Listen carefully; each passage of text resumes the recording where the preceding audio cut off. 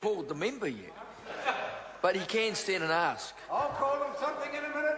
Mr. Speaker. I call the honourable member Cam Calder. Enchanté, merci. The principal pragmatic government continues to work relentlessly for the betterment of every New Zealander.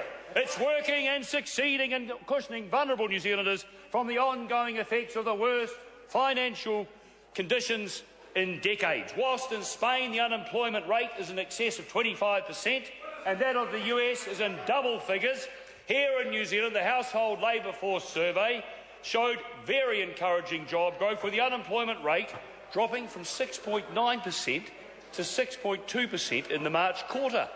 38,000 more people employed in that quarter. This result, Mr. Speaker, put New Zealand in 11th place in the OECD. Our participation rate grew to almost 68% and remains higher than that of Australia, which rests around about 65%. Our growth in GDP at 3% is higher than most other developed countries. Wages have increased by 22% since 2008. 22%, twice the rate of inflation. House mortgages rates are at the lowest in 50 years. Annual inflation is running at 0.9%. The cost of living increase is the lowest in decades. And we've heard Standard & Poor's have endorsed the government's approach, placing us in the world's 10 least risky economies. Just yesterday, the good news continues. Further positive signs of a stronger economy underpinning the tax revenue and combined with responsible control over spending kept the operating balance before gains and losses, the Obergale deficit, below $4 million. $664 million less than that forecast. The government's economic management has been widely praised over the last few years by a variety of international pundits of impeccable economic credentials.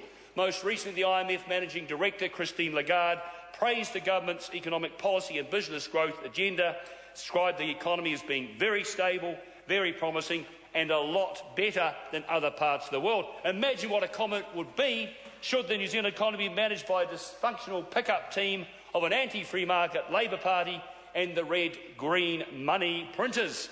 The IMF, in a report issued only yesterday, endorsed New Zealand's balanced and pragmatic economic management and confirmed that the government's economic plan strikes the right balance between supporting growth and limiting public debt. The IMF stated the benefits of the plan are many. First, it withdraws fiscal stimulus at the right time by making room for the expected increases in private sector and earthquake-related reconstruction spending. Second, it has improved the macroeconomic policy mix by reducing pressure on monetary policy. Third, it creates fiscal space to help the country deal with ageing and healthcare costs that are expected to increase over the long term and to cope with any negative shocks that may cause a sharp reduction in domestic activity or potential liabilities associated with the banking sector. Last, it could help raise national savings, reduce the current account deficit and limit the increase in foreign liabilities. A resounding vote of confidence in this government's proven prudent financial management. A safe pair of hands and a stark contrast to the reincarnated 70s Labour Party in coalition with those of a red-green hue. Our economic program includes a large number of benefit measures aimed at improving the competitiveness of businesses, including increasing our exports and infrastructure and innovation, improving skills, deepening the capital markets and sustainably developing our natural resources. Interventions vehemently decried by Labour and the Greens.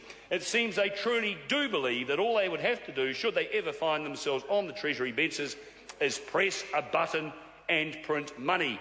Hopefully a clarion warning call to all thinking New Zealanders mindful of their children's and grandchildren's future.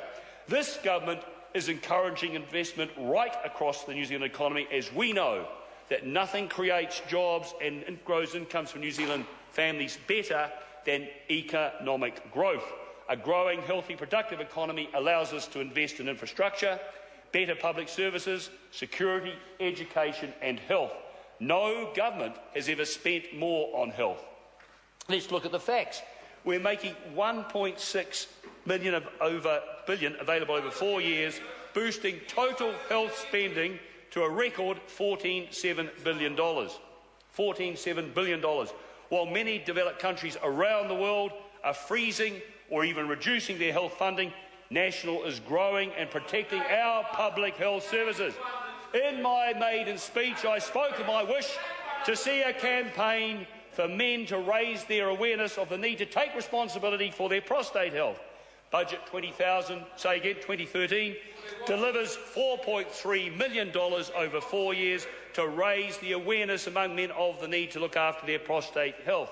About 3,000 men are diagnosed with prostate cancer each year, and more than 600 die of the disease. A prostate cancer awareness campaign will ensure men get better information, better care, and ultimately enjoy better survival rates. This budget is great news for Kiwi blokes and their families. We're combating the high rate of obesity in New Zealand by significantly increasing funding to raise the number of people getting heart and diabetes checks, a national health target. We're doubling the funding for green prescriptions at a cost of some $7.2 million. Green prescriptions see GPs or nurses prescribe exercise and improved diet to patients and their families, a proven way of increasing physical activity and improving health. We've extended the Fruits in School program.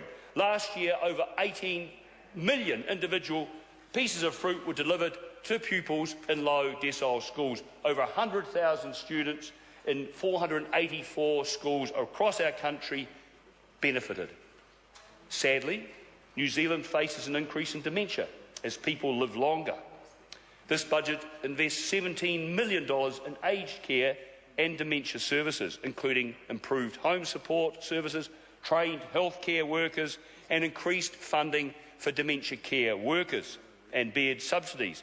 We've targeted $100 million to meet population changes and cost pressures in disability support services, $48 million for elective surgeries such as hip replacements and cataracts, and more than $21 million to reduce the incidence of rheumatic fever among our most vulnerable, particularly opposite in our schools in Manurewa, in Mangere, Manukau East, in parts of the far north, in Flaxmere and in Porirua.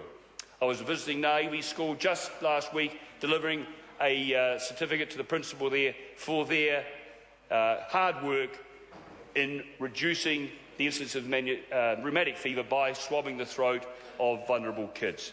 No government has ever spent more on education. No government has ever spent more on education. National targeted spend across the entire education sector for 2013-14 will be $12.4 billion. Ensuring every child gets a good education, we believe, is the most crucial intervention we can make to raise living standards, unlock the potential that lies within all our young people, and allow them to realise their dreams and aspirations and create a more competitive and productive economy. We're spending over $1.5 billion on early childhood education. Our education investment in early childhood and primary and secondary schooling is 7.2% of our GDP, well above the OECD average of 5.8%. This is a huge increase from the $860 million spent on ECE in 2007-2008. Yet only a few weeks ago, the NZDI President had the bare-faced effrontery to rail against cuts in early childhood education. We're spending $5.67 billion on primary and secondary schools, over $4.2 billion on tertiary education. But unlike the previous government, this spend is targeted and we expect results from the money invested. All up, our spend on education is well over $12 billion, as I mentioned. We're demanding outcomes from our spend and setting ourselves targets. We make no apologies for wanting all kids to leave school with the tools and skills they need to unlock the potential that lies within all of them. That means intervening early when those being left behind and lifting them up and encouraging those who are doing well to do even better.